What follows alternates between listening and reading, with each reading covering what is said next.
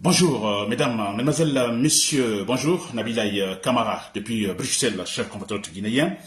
Voilà, donc, c'est depuis Bruxelles, hein, s'il vous plaît. Donc, j'ai ce nouveau thème d'information sur le compatriote guinéen. C'est un peu matinal, parce que maintenant, je crois qu'il est 8 heures à Conakry. J'espère que vous me suivez, que vous m'entendez également, cher compatriote guinéen. Vous pouvez me le confirmer. Si vous m'entendez, s'il vous plaît, cher compatriote guinéen. Nabilaï Kamara, depuis Bruxelles. Très bien, alors j'ai mon thème d'information, alors qui est le suivant. Le réel problème politique guinéen, comment le résoudre, ou le réel politique, le réel vrai, donc le vrai politique, le vrai, donc le vrai fond, le réel fond politique guinéen, alors, et sa solution, n'est-ce pas? Voilà, donc c'est ça mon thème d'information. Ça veut dire quoi? Je vais essayer tout simplement de parler de ce problème-là et comment il faut le résoudre, cher compatriote guinéen, n'est-ce pas? Alors, c'est un peu le thème est beaucoup plus politique, hein, c'est vrai. Alors, dans le vrai sens, mais voilà, je ferai, disons, de telle sorte que vous puissiez me comprendre très clairement, cher compatriote guinéen. C'est normal, je vous dis bien, le problème politique, c'est vrai, parce que on a un véritable problème politique en Guinée. Alors, quand il y a un problème, il faut le comprendre. Si nous voulons résoudre un problème, alors il faut d'abord le comprendre, n'est-ce pas? Une fois que le problème est compris, alors, bon voilà, il y a la possibilité, effectivement, de trouver des voies et moyens pour résoudre. Mais il faut d'abord comprendre. Quand on ne comprend pas, on ne peut pas résoudre. Ça, c'est clair et net. C'est comme quand vous donnez, en fait, votre véhicule à un mécanicien. N'est-ce pas? Et quand vous allez voir votre mécanicien, vous dites, par exemple, vous dites le problème. Ah non, mais écoutez, mon véhicule ne démarre pas ce matin. Quand vous dites, là, vous signalez quelque chose qui ne va pas dans le véhicule, et le mécanicien, qui sûrement a l'expérience, dira, bon, écoutez, bon voilà, donnez le véhicule, il va essayer de voir, il va résoudre. Mais d'abord, il doit comprendre. Il vous demandera, qu'est-ce qui ne va pas avec votre véhicule? Ah, ça ne démarre pas ce matin. N'est-ce pas? Alors, c'est la même chose. Pour le problème politique guinéen, c'est vrai, nous battons depuis toujours, nous communiquons, nous dénonçons, etc., Mais je crois que ce point est très important. Il faut finalement de la maturité aussi de la part des Guinéens, une véritable maturité politique, comprendre réellement le problème, parce que mon but, comme beaucoup d'autres personnes, il faut informer les citoyens guinéens. Parce qu'on a l'État, le pouvoir guinéen, l'État, avec tous ses appareils, utilise ses privilèges pour désinformer les citoyens. Et ce qui est très grave. Voilà pourquoi, chers compatriotes guinéens, nous devons insister sur ce point, informer réellement les citoyens, donner la bonne information. C'est quoi le problème guinéen et pourquoi ce n'est pas encore résolu? Et comment il faut le résoudre, chers compatriotes guinéens? N'est-ce pas? Très bien. Alors, je commence cela, voilà, par l'actualité. Et c'est vrai, on a Mamadi Doumbouya, finalement, qui se voile plus la face, c'est vrai, qui est un peu déchaîné, n'est-ce pas? Alors, on comprend directement le choix, n'est-ce pas, son choix. Donc, il a finalement opté pour un choix, c'est vrai. Alors, on a, par exemple, les membres du FNDC, cette plateforme politique qui sont actuellement arrêtés, Foneke Mangay et Mamadou Bilo, qui sont actuellement arrêtés, et d'autres, hein, finalement. Alors, je disais hier, avant-hier, que ce n'est pas étonnant. Donc, c'était en tenant compte de l'option de Mamadi Doumbouya. Donc, il a fait un choix, et ce choix, donc, mène directement à ces formes de comportement politique. Donc, ce n'est pas étonnant, n'est-ce pas, cher compatriotes guinéens? C'est quand même dommage, c'est dommage. Alors, pourquoi je dis que c'est dommage? Parce que, franchement, écoutez, nous sommes dans une transition. Alors, cette transition, finalement, on peut dire que ce n'est plus une transition. Parce que quand on parle de transition, c'est toujours d'un point, je dirais, de comportement politique médiocre vers un autre point de comportement politique beaucoup plus amélioré. N'est-ce pas?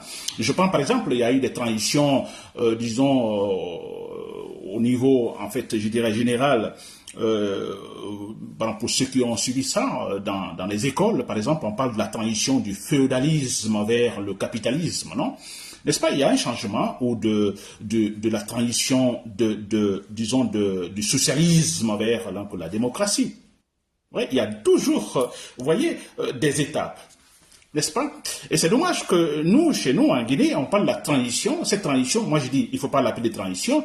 Une transition qui, c'est pas possible, une transition qui quitte d'un état, d'un stade totalement médiocre vers un autre état, vers un autre stade médiocre, d'ailleurs pire, vous comprenez, ce n'est pas la transition. La transition, on doit quitter d'un point médiocre, d'un point bas, vers un point beaucoup plus haut, n'est-ce pas? Beaucoup plus compréhensible. Un point confus vers un point donc beaucoup plus transparent. C'est ça la transition. Mais ce qui se passe actuellement en Guinée, ça, ce n'est pas la transition. C'est clair. N'est-ce pas? Je dis bien c'est dommage. C'est dommage parce que quand on parle de l'État,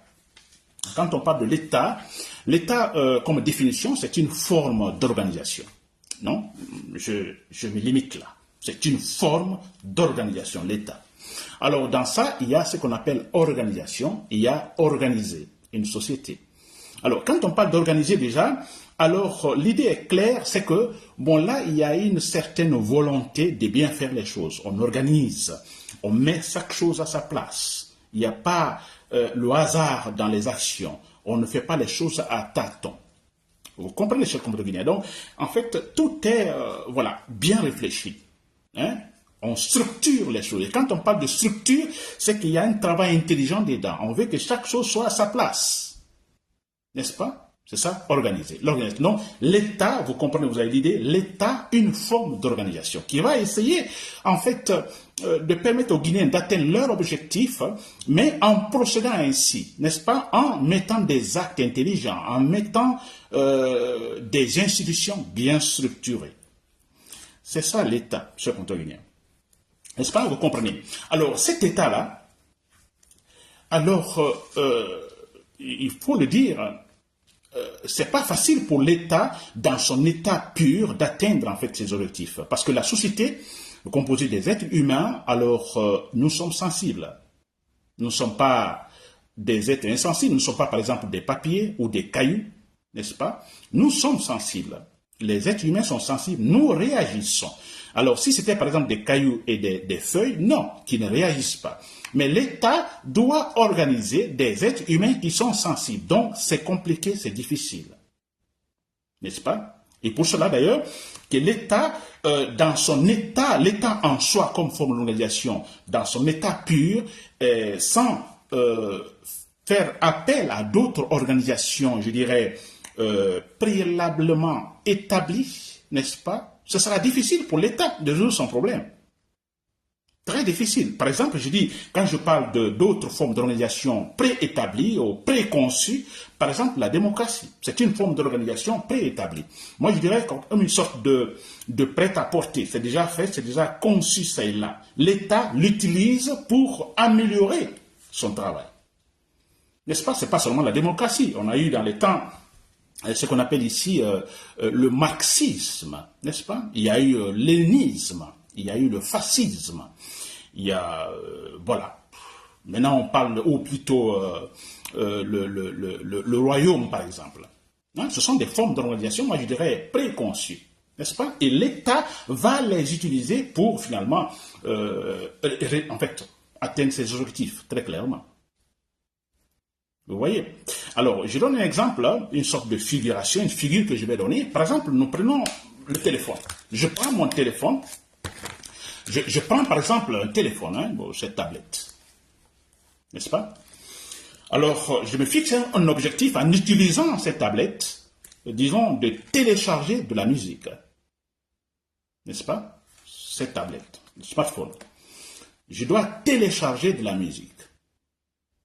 Mais ce téléphone, cette tablette en soi, ne peut pas télécharger de la musique. N'est-ce pas? Elle est conçue de telle manière qu'elle ne peut pas en soi, avec ces éléments, donc télécharger de la musique. Donc je suis obligé d'utiliser des applications. Ces applications que je dois télécharger dans cette tablette. Quand je télécharge ces applications, alors je pourrais, par exemple, télécharger de la musique. Vous comprenez, chers compatriotes guinéens? Voilà, c'est un peu cela. Donc, il peut arriver, finalement, que l'application téléchargée dans mon téléphone pour télécharger de la musique, que, en fait, ça ne fonctionne pas.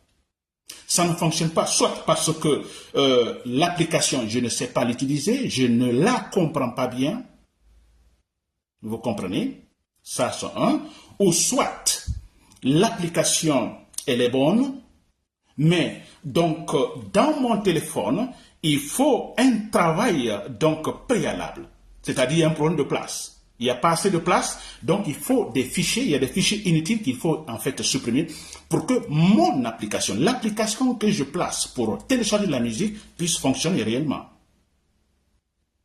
Je ne sais pas si vous me suivez, s'il vous plaît. Vous voyez? Alors, voilà, ce sont des options. Donc, l'application ne fonctionne pas parce que je ne la comprends pas. Donc, je dois demander sûrement l'aide pour qu'on m'explique bien. N'est-ce pas? Et une fois qu'on m'explique bien, voilà, je peux faire ce que je veux.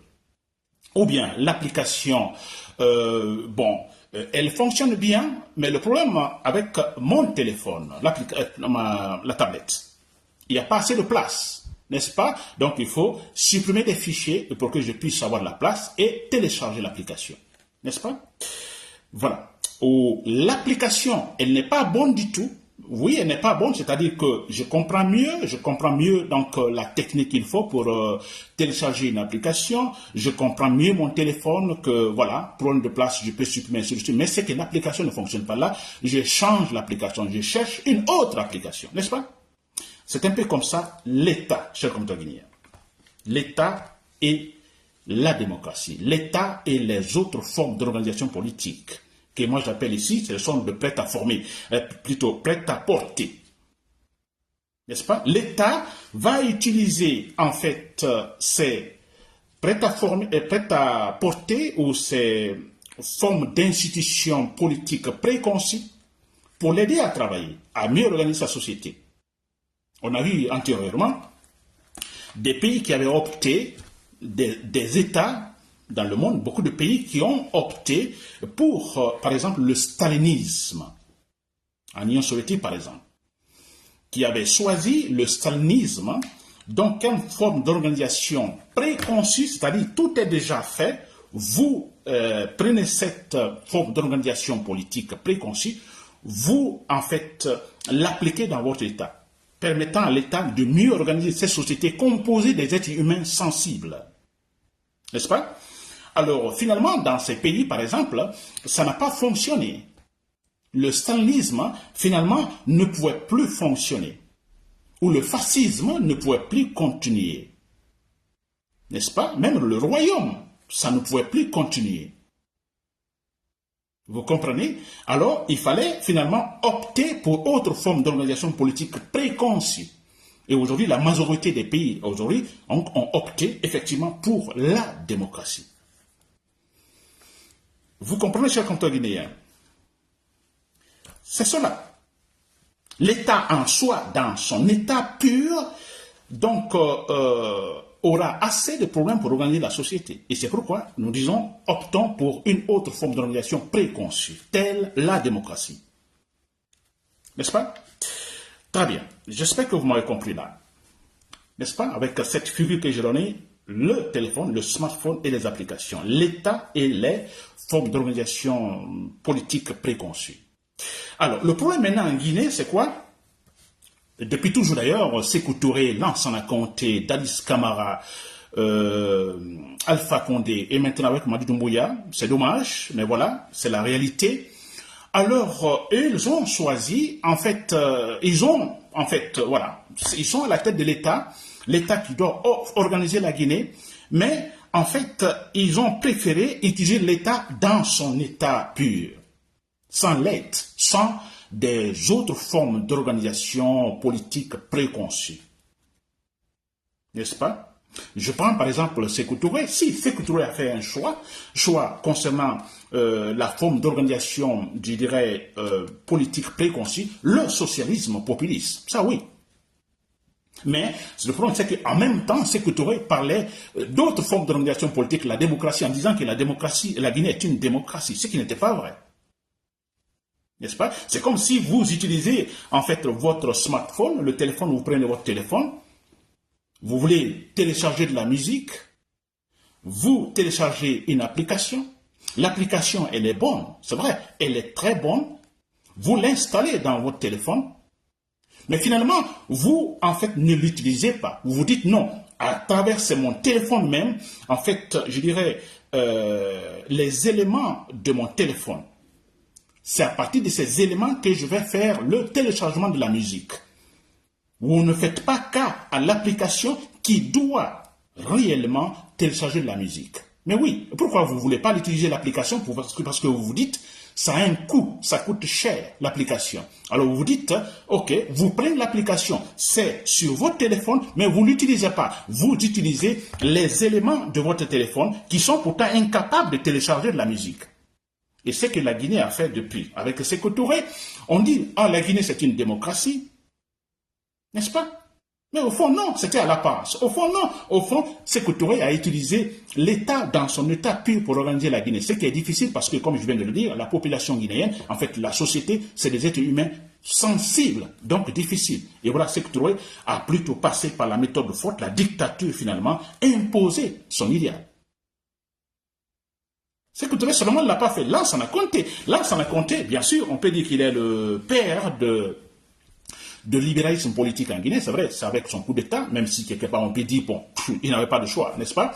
Alors là, ça n'a compté effectivement, oui, il a dit la démocratie, il a dit, bon, l'État, il est chef de l'État, alors l'État, dans son état pur, ça ne peut pas organiser la société, il a dit, bon, je choisis la démocratie, donc le libéralisme politique, le libéralisme économique et tout ça, n'est-ce pas? Mais quelques temps après, bon voilà, Lansana Conté a... finalement, c'était de l'apparence parler de la démocratie.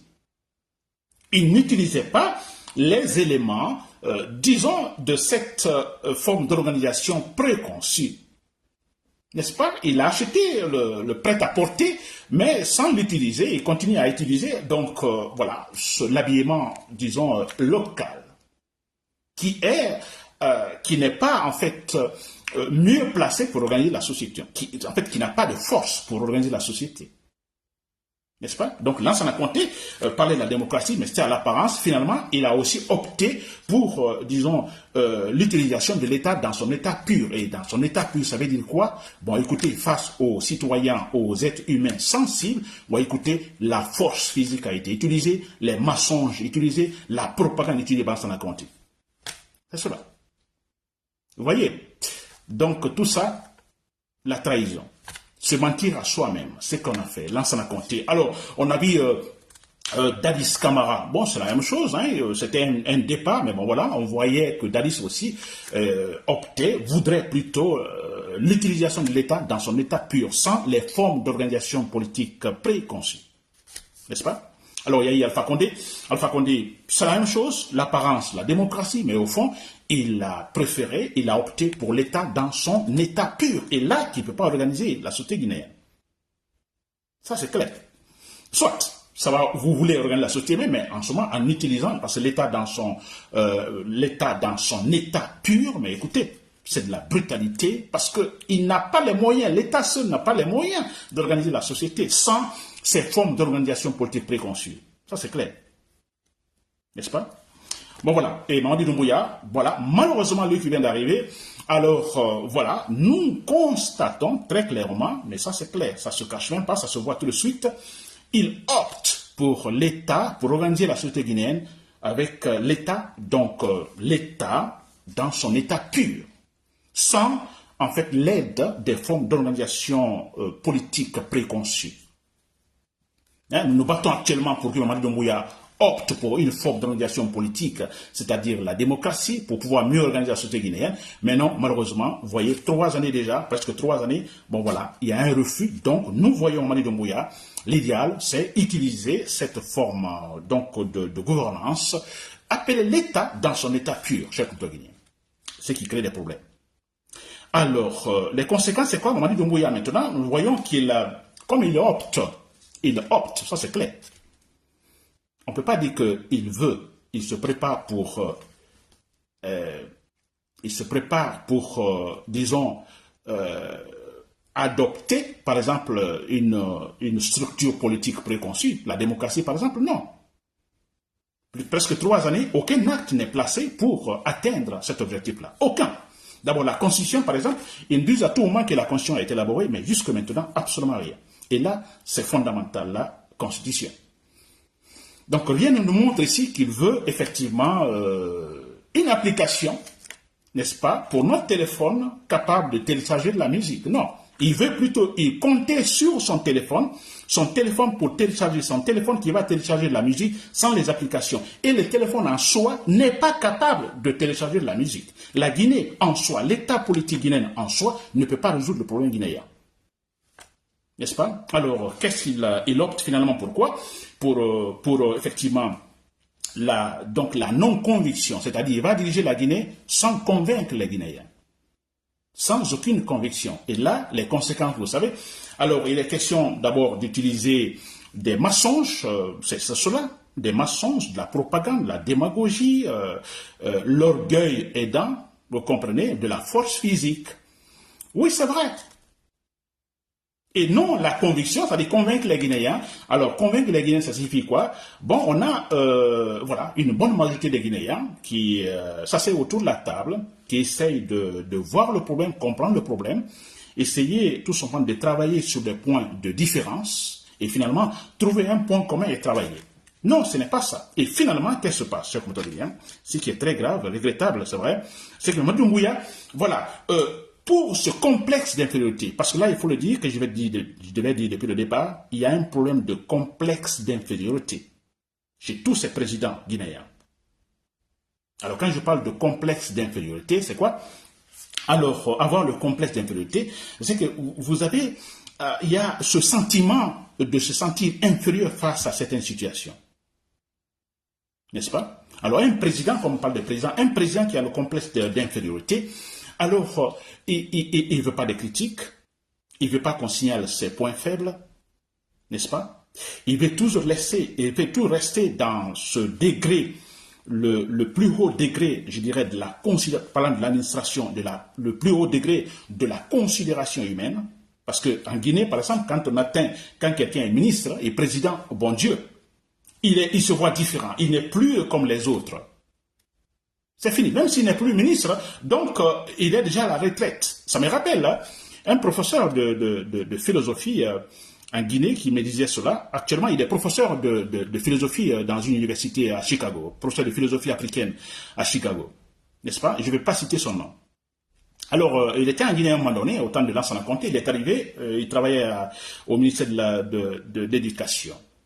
N'est-ce pas? Il était bien placé au ministère de l'Éducation. Mais c'est quelqu'un qui pourrait facilement être ministre, parce qu'il est il est très bien formé quand même. N'est-ce pas? Alors il me disait, moi je le disais, parce que moi en ce moment je venais de terminer les études, je faisais mon stage donc à travers des différents ministères à Conakry, n'est-ce pas? C'est lui qui me guidait, vous comprenez? Alors moi je disais, monsieur Ndao, mais j'ai déjà cité son nom. Alors je disais, mais écoutez, pourtant vous pouvez être ministre, vous avez de très bonnes idées. N'est-ce pas? L'expérience américaine, voilà tout ça. Alors, il me disait, Nabi, non, écoutez, je ne veux pas être ministre. Vous comprenez? Il dit, non, je ne veux pas être ministre. Parce que, écoutez, quand tu es ministre tout à l'heure, tu n'es plus ministre, tu es comme à la retraite. Vous voyez ce complexe d'infériorité de la part d'un professeur universitaire qui a bien étudié, mais qui a ce complexe. Il se dit, être ministre, quelques temps après, il n'est plus ministre. Alors, il dit, mais écoutez, je serai comme à la retraite. Mais pourquoi la retraite, monsieur? Vous étiez professeur avant d'être ministre, mais retournez dans les universités, donner des cours. Pourquoi la retraite, s'il vous plaît? N'est-ce pas? Donc, je disais que le complexe d'infériorité, de Mamadi Doumbouya, par exemple, de tous ces chefs d'État que nous avons connus, alors ils vont utiliser l'État et tous ses appareils pour soigner ce problème de complexe d'infériorité. Uniquement cela. Pour soigner ce problème de complexe d'infériorité. Je vous l'assure, c'est ça le problème fondamental. Le monsieur s'est vu président de la République, mais il se dit, mais pourquoi je vais respecter des principes et perdre ce pouvoir? Dégringoler jusqu'à un stade, vous comprenez, au stade de mes subordonnés, ceux qui étaient mes subordonnés. Vous voyez, il y a ce complexe, je vous assure, d'infériorité. Et ça, c'est le grand problème.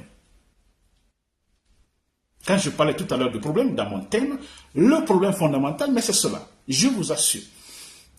Le complexe d'infériorité. Je suis déjà président, J'ai atteint le haut niveau, disons, de la considération humaine, parlant de la politique, vous voyez, l'échelon, ou de la hiérarchie, par exemple. Alors, j'ai atteint là, mais écoutez, pourquoi je vais quitter? C'est le problème. Sékou Touré a eu ce même complexe donc d'infériorité. Il est resté jusqu'à sa mort. Il ne pouvait pas, Sékou Touré ne pouvait pas imaginer voilà, qu'un jour arrive, un de ces jours arrive, il n'est plus président de la République. Il a la retraite, disons, voilà. Non, il ne peut pas supporter. Non, jamais. C'est un complexe d'infériorité. Là, ça a compté la même chose. Il ne pouvait pas supporter. Il a plutôt préféré, n'est-ce pas, alors se contredire, c'est vrai, même si on l'a dit, il est l'initiateur de la démocratie libérale en Guinée, mais oui, à un moment donné, frappé par ce complexe d'infériorité, il a préféré retoucher la Constitution, faire une Constitution sur mesure pour pouvoir se maintenir là, sauver son complexe d'infériorité. Il est resté, il est mort. N'est-ce pas? Alors, on a eu Dadis Camara, la même chose, j'ai dit l'autre fois, Dadis Camara, la même chose. Si Dadis Camara n'avait pas ce problème de complexe d'infériorité, franchement, je me dis, non, il n'aurait pas connu ce qui lui est arrivé, mais c'est vrai. Jamais. Sékouba Konaté, la transition, oui. Sékouba Konaté, on dira, il a laissé le pouvoir, n'est-ce pas? Mais Sékouba Konaté n'avait pas de choix. Il n'avait pas le choix. Il devait laisser le pouvoir. Bien sûr, il y a eu des propositions de la part des organisations internationales, mais Sékouba Konaté n'avait pas le choix. Après ce qui venait de se passer avec Dadis Camara, il n'avait pas le choix. Il ne pouvait pas oser dire je vais garder le pouvoir. Il était obligé d'accepter les propositions des organisations internationales pour laisser le pouvoir. N'est-ce pas? Et Alpha Condé, la même chose. Alpha Condé, alors, très d'ailleurs, lui, beaucoup d'ailleurs, parce que lui c'était un faux. Toute sa personnalité, alors, résulte de la fausseté Alpha Condé. Alors lui, c'était encore plus grave, n'est-ce pas? Alors, le complexe d'infériorité. Il ne pouvait pas en aucun cas imaginer, il a plutôt préféré donner des discours de guerre en disant, les peuples, vous êtes des étrangers en Guinée pendant les campagnes. Vous voyez? Tellement il veut soigner son complexe d'infériorité, rester au pouvoir quand même, toujours. Et voilà pour ce qu'il a conditionné à revoir la Constitution pour se maintenir au pouvoir. Et puis voilà comment il est parti. N'est-ce pas? Ce qu'on peut venir.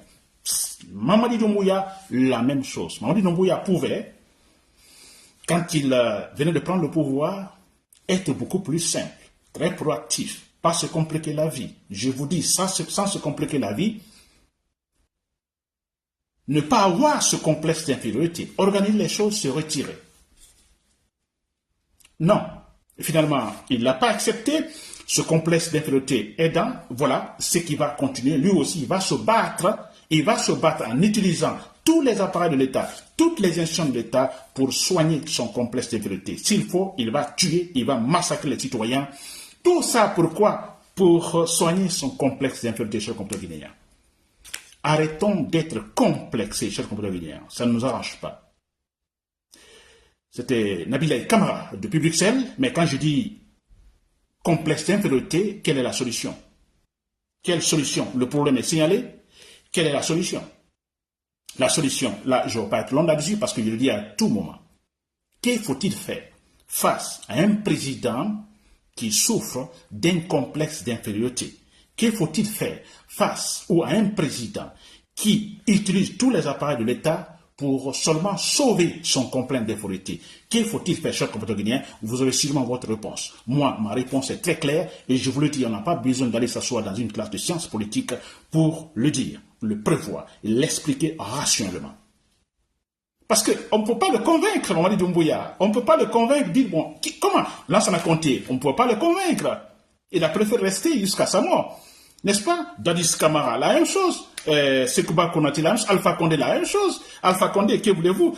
Pensez-vous qu'Alpha Condé, en le proposant avant la proposition de son troisième mandat, n'est-ce pas? La préparation de son troisième mandat, en disant, bon, monsieur Alpha Condé, bon, écoutez, nous vous garantissons, en fait, voilà, un après-présidence, je dirais, beaucoup plus, je dirais, sécurisé financièrement, n'est-ce pas? Alors, pensez-vous qu'il aura accepté? Non! Il y a le complexe d'infériorité, il ne veut pas se voir diminuer. Pour lui, ne plus être président, c'est se voir diminuer. N'est-ce pas? Mais c'est cela. Alors, qu'il faut-il faire face à un président qui a le complexe d'infériorité? La seule solution, vous voyez, ils sont têtus. Donc, la seule solution, s'il vous plaît, il faut prendre les armes. C'est tout. Il faut prendre les armes. Il n'y a pas autre chose. Surtout quand on dit que c'est militaire, il faut les armes. Il faut le faire quitter militairement. On dira, Nabil a écouté, au coup d'État, ça sera coup d'État après coup d'État. Non, continuons ainsi. Dadis a déconné, n'est-ce pas? Alpha Condé a déconné, Mamadou Doumbouya va déconner. On verra, celui qui viendra ici va faire la même chose. Parce que là, il est averti. Allons-y comme ça, n'est-ce pas? Et vous verrez, à un moment donné, tout sera clair. On aura finalement ce qu'on appelle ici la maturité politique, je compte dire.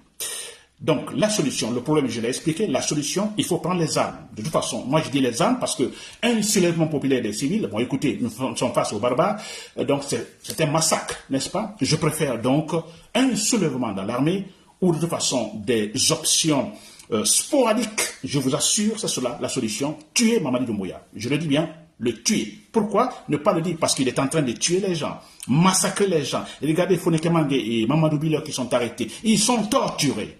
Allons-nous avoir pitié de cet homme? Jamais. Cher compte bien. C'était Nabil et camarades depuis Bruxelles. Merci pour l'écoute et bonne journée.